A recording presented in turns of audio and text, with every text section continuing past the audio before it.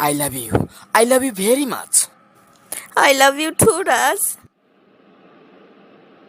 Excuse me? Yes. আরে তুমি ইয়াত? Actually, সেই চিটটো মোৰ হয়, so ইয়া শিওৰ। একচুৱেলি মই কোনো নহাৰ বাবে এনেই বহি আছিলোঁ। thank you. তোমাৰ খবৰ কেনেকুৱা? ইয়াত কেনেকৈ কোৱাচোন? মই অচিনাকি মানুহৰ লগত মোৰ পাৰ্চনেল লাইফৰ কথা পাতিব নিবিচাৰোঁ আৰু মই আপোনাক চিনিও নাপাওঁ। আৰে ৰজি, তুমি এনেকৈ কিয় কৈছা? আৰু তুমি মোক চিনি নোপোৱা সঁচাকৈনে?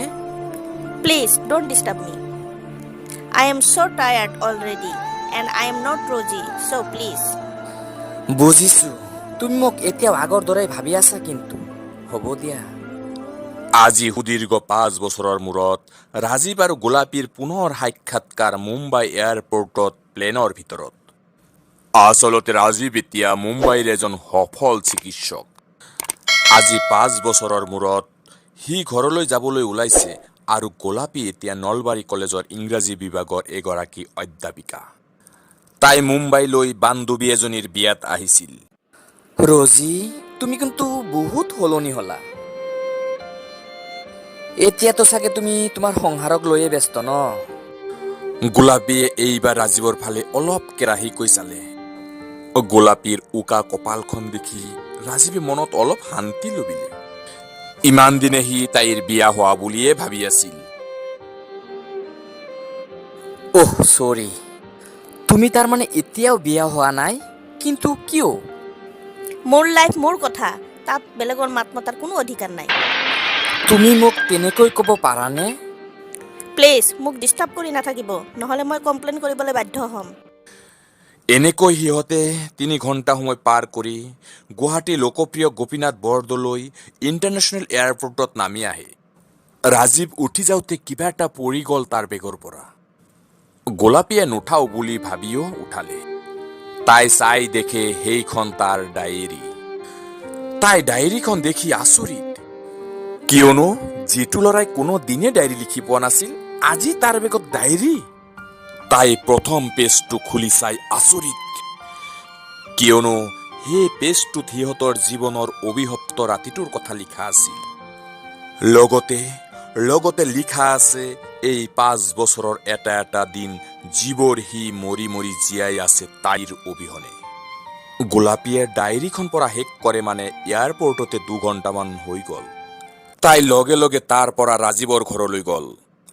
গৈ দেখে ৰাজীৱে মাকহঁতৰ লগত বহি চাহ খাই আছে।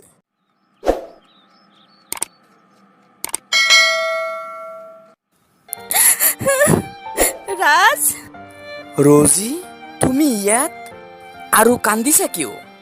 সকলো ঠিকে আছে নহয় ৰজি? Please tell me ৰজি।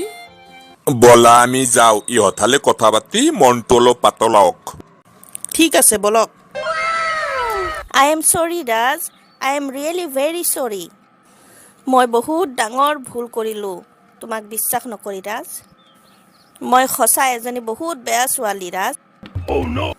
তুমি মোক যি শাস্তি দিয়া দিব পাৰা, মই একমাত্ৰ শাস্তিৰ যোগ্য। তুমি মোক ক্ষমা কৰি দিবানে ৰাজ? হেই ৰজি, ৰিলাক্স। তুমি কান্দিছা কিয়? মই জানো ইয়াত তোমাৰ একো ভুল নাই। লিলিয়ে জানি বুজিয়ে এইবোৰ কৰিছিল। এতিয়া সেইবোৰ বাদ দিয়া। আমি যে পুনৰ লগ পালো সেয়াই যথেষ্ট। কিন্তু মোৰ কাৰণে আমি ইজনে সিজনৰ পৰা 5 বছৰ দূৰত থাকিবলগীয়া হ'ল। মোক ক্ষমা কৰি দিয়া Raj. I am sorry. It's okay Roji, I love you. I love you very much. I love you too Raj. এতিয়া আমি দেৰি নকৰি সোনকালে বিয়াখন পাতি দিয়াৰহে কথা, নে কি কোৱা? আপুনি ঠিকেই কৈছে।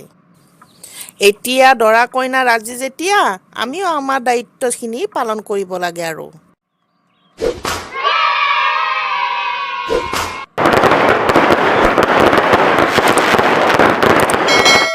5 বছৰ পিছত আজি এহাল বিচ্ছেদ হোৱা প্ৰেমিক যুগলৰ পুনৰ মিলন হ'ল।